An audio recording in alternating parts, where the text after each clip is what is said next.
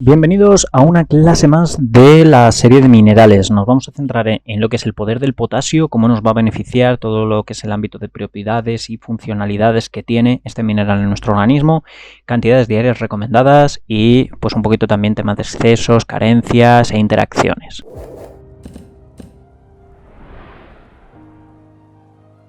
Principalmente lo que es el potasio necesitamos saber que es lógicamente un mineral dietético, es un electrolito, por lo tanto es vital para todo lo que es las funciones de homeostasis y de conducción de electricidad en el organismo. Es también otro de los minerales o uno de los principales minerales en nuestro cuerpo y en la propia Tierra. Dentro de lo que es ingestas así más recomendadas tendríamos entre 2.600 miligramos, es decir, un poco más de 2,5 gramos en mujeres, casi 3,5 gramos en hombres. Hay un poco de diferencia a nivel de sexo, pero es importante que volvamos a recapitular y conocer el resto de necesidades en los otros minerales para poder hacer esa, ese equilibrio entre nutrientes. Y sí es importante también saber que prácticamente el 90% de lo que es el potasio que ingerimos lo vamos a asimilar, el resto lo vamos a eliminar a través de la orina. Sin entrar así en detalles, pues dentro de las funciones nos va a ayudar a nivel de producción de proteínas, descomposición y aprovechamiento de carbohidratos, en lo que es lógicamente desarrollo de músculos, de crecimiento a nivel del cuerpo, control de actividad para lo que es el corazón, el equilibrio ácido-base, que estuvimos comentando, todo lo que es el tema de la homeostasis, la regulación del nivel de agua, la disminución de lo que es los efectos negativos del sodio. Por eso también aquí como tip, ya os comenté que el tema de la hipertensión no tiene por qué ser siempre ligado a exceso de sodio, sino que puede ser uno de los efectos de carencia de potasio. Incluso el magnesio está metido también ahí de por medio. Es esencial para lo que es el correcto crecimiento del organismo, forma parte de los huesos, participa en bastantes reacciones químicas, es también importante para lo que es la transmisión nerviosa, participa en la contracción muscular. Por eso, lógicamente, para temas de ámbito deportivo es tan importante o se tiene también tan en cuenta en lo que es este mineral. Dentro del mantenimiento, digamos, del potencial de la membrana, tenemos que tener en cuenta que el potasio es el principal ion, o sea, el principal catión, ion cargado positivamente, que está en el líquido dentro de las células, mientras que el sodio está en el líquido extracelular, fuera de las células. De ahí la importancia de tener ese equilibrio entre sodio y potasio, porque si tenemos ese desequilibrio y se invierte el mineral, o sea, si el sodio se quedara dentro de la célula y el potasio fuera, entonces tendríamos muchos problemas. Las concentraciones de potasio aproximadamente son 30 veces más altas dentro que fuera de las células, mientras que la concentración de sodio son más de 10 veces, así aproximadamente, más bajas, lo que es dentro que fuera de las células. Ahí también un poco para que lo tengáis en cuenta.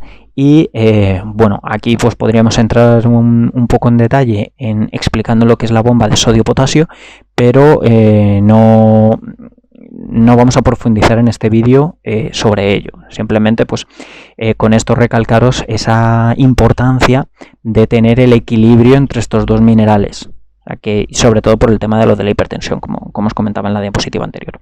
También otra de las principales funciones es que es un cofactor para enzimas. Entonces aquí volvemos otro mismo a mencionar lo que sería la bomba de sodio-potasio, que lógicamente va a ayudar para que tengamos un correcto equilibrio dentro de lo que es el organismo, y lógicamente la presencia de potasio es necesaria para lo que es la actividad del piruvato quinasa, que es una enzima importante para lo que es el tema de metabolismo en hidratos de carbono.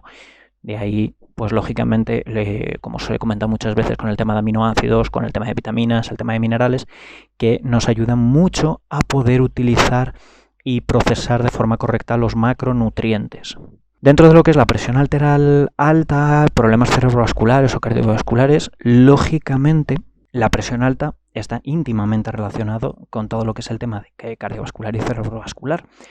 Y aquí principalmente se considera el sodio como el mineral en exceso o el mineral agresor, y lógicamente cuando tenemos una ingesta alta de sodio necesitamos aumentar el potasio para que estos dos minerales, digamos, no se anulen, sino que el potasio haga las funciones adecuadas de control y regulación del sodio.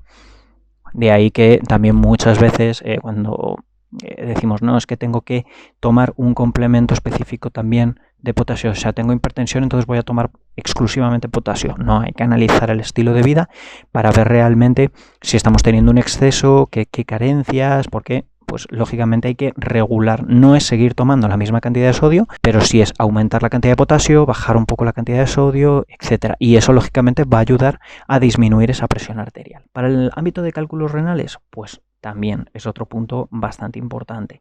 De hecho, dentro de lo que es los cálculos renales, el mineral problemático es el calcio, que aquí pues en la conferencia del calcio os lo estuve comentando. No solo de calcio vive el hueso. Entonces es muy importante que tengamos en cuenta que aumentar el potasio nos va a ayudar a reducir ese riesgo de desarrollar cálculos renales, porque necesitamos tener ese equilibrio de minerales en el organismo. Entonces, dentro de lo que es la salud ósea, pues para tener los huesos fuertes vamos a necesitar un aporte correcto de potasio. Al igual, como os he comentado ya en varias conferencias, tanto en la del magnesio, el calcio, pues lógicamente fósforo, potasio, magnesio, manganeso, el zinc, calcio son muy importantes para el hueso porque son reservorios de minerales, no de calcio. Luego, siguiendo con el control del azúcar en la sangre y el tema de diabetes tipo 2, aquí, lógicamente, si tenemos niveles bajos de potasio, no vamos a tener ese mineral productor de enzimas que ayuda a regular el tema de carbohidratos en el organismo, entonces vamos a tener mayor problema a nivel de la gestión de carbohidratos y lógicamente vamos a generar esa resistencia a la insulina que nos va a llegar a provocar diabetes tipo 2. Así que es otro de los motivos principales por tener un cuidado importante a la hora de aportar este mineral dentro de lo que es la alimentación. Como hemos estado comentando, pues lógicamente carencias de este mineral nos puede provocar presión arterial, nos puede provocar problemas de osteoporosis y problemas de debilidad en los huesos, riesgo de cálculos renales. Además, diarreas y vómitos prolongados, tema de laxantes, diuréticos, incluso, dependiendo del tipo, el consumo de arcillas o sudoración excesiva, la diálisis, lógicamente, y muchos medicamentos nos pueden generar una deficiencia grave de potasio. O sea, estamos hablando de cosas ya excesivas. No como hemos hablado, si un hombre necesita 3,5 gramos, no estamos hablando de que esté recibiendo 2,5 gramos al día, sino de que estamos hablando de medio gramo o incluso menos de potasio, pues se nos puede provocar la enfermedad o el problema de salud conocido como hipocalemia. De aquí nos puede provocar estreñimiento, cansancio, debilidad muscular, indisposición. A niveles muy graves puede llegar incluso a provocar aumento de micción, disminución de funciones cerebrales, altas concentraciones de azúcar en sangre, parálisis muscular, dificultad de respirar e incluso nos puede llevar a la muerte la carencia de este mineral, como lógicamente cualquier otro mineral, pero esto para que lo tengamos en cuenta. De resumen, debilidad muscular, taquicardias, nivel de tensión arterial que puede ser tanto bajo como incluso alto, nos puede provocar hipotensión o hipertensión, depende de cómo tengamos también el sodio, nos puede generar sed, falta de apetito, trastornos neuromusculares, vómitos y malestar. Ahora bien, dentro de excesos, ¿qué nos puede llegar a provocar? Pues realmente no se ha demostrado que el potasio de los alimentos cause daño. Cuidado. En personas que tengan la función renal normal. Y estamos hablando de fuentes de potasio de alimentos, que pueden ser, lógicamente, complementos nutricionales que sean de alimentos, o sea, complementos nutricionales naturales, no sintéticos, que no sea un potasio generado de cero en un laboratorio, que no sea sintético. Entonces, sí es cierto que, bueno, que las personas que tienen problemas de enfermedad renal sobre todo crónica, y que usan ciertos medicamentos, van a presentar unas concentraciones anormalmente altas de potasio en sangre. Que eso, a diferencia de lo que acabamos de ver ahora, pues sería la hipercalemia. Ya hemos hablado de la hipo, ahora tenemos la hiper. Básicamente, lo que es los medicamentos que son inhibidores de la enzima convertidora de angiotensina, también conocidos como inhibidores ECA, y los diuréticos ahorradores de potasio, es lo que nos puede, digamos, derivar a este problema. Si es cierto que la hipercalemia puede pasar incluso en personas que toman un potasio normal, o sea, una cantidad de potasio normal de los alimentos, pero aquí volvemos a lo mismo con el tema de los medicamentos. Hay que saberse el prospecto de lo que nos estamos tomando, porque luego vienen este tipo de problemas, nos volvemos locos y empezamos a tomar pastillas como si no hubiera un mañana. Entonces no, hay que tener conocimiento. Y si no sabéis de lo que hablo, tenéis la conferencia del CPR, Conocimiento, Práctica, Realidad, en el canal. La hipercalemia, además, se puede desarrollar en personas con diabetes tipo 1, con problemas de insuficiencia cardíaca congestiva, problemas hepáticos e insuficiencia suprarrenal. Obviamente, si tenemos una enfermedad, vamos a ser más propensos a padecer más cosas, porque ya el organismo no está funcionando de forma correcta, entonces empieza a fallar en otras zonas. Sobre todo, cuidado con el tema del hígado, que muchas veces, y ya os lo comentaba en varios vídeos,